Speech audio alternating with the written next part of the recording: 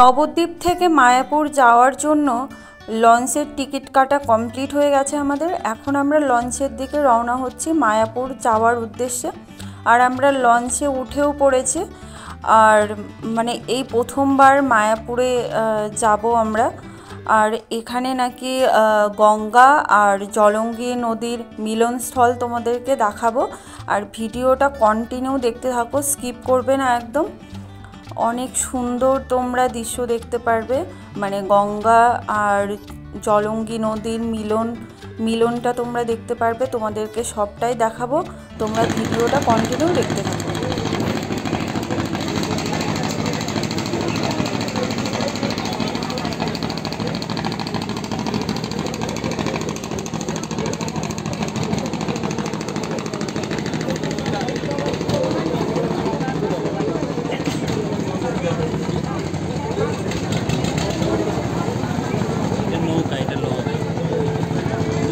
আমি তো তোমাকে প্রথম থেকে তাই বলে যাচ্ছি।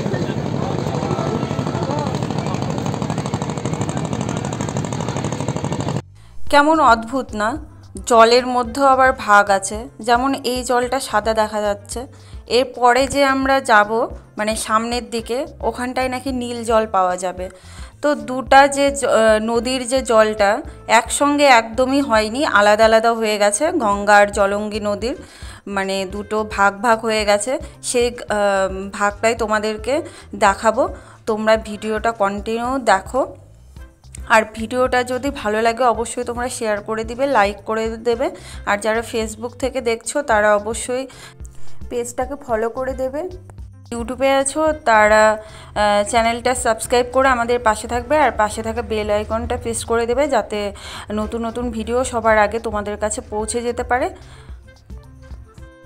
এখান থেকেই দেখো গঙ্গা নদীটা তোমার জলঙ্গির নদীর সাথে মিশে গেছে, মানে ভাগ হয়ে গেছে। নীল জলের কাছাকাছি আমরা চলেও এসেছি, আর তোমাদেরকে সেটা দেখাবো।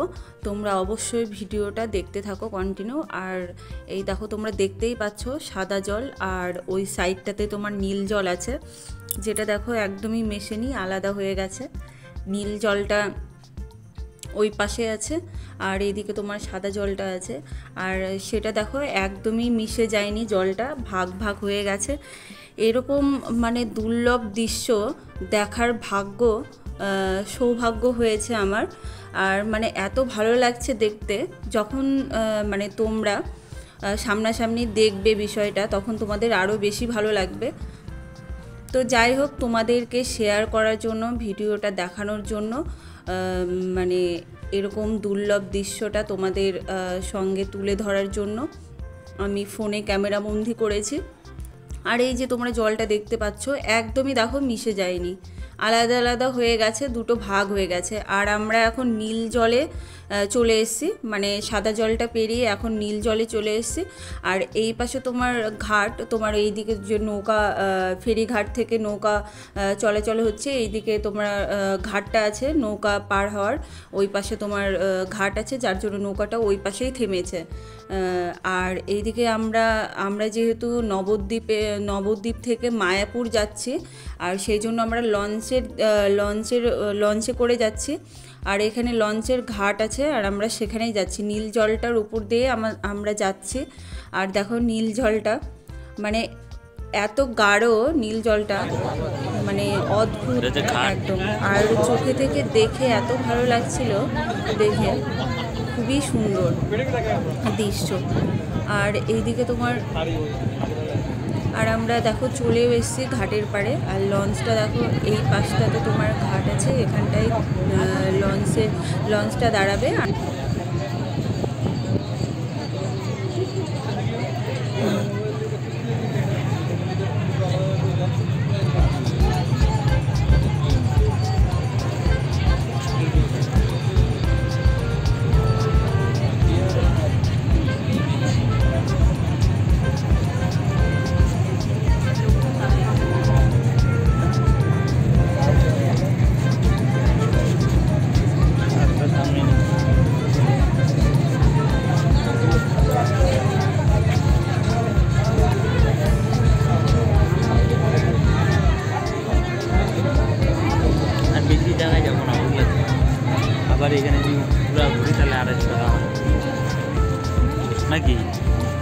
হ্যাঁ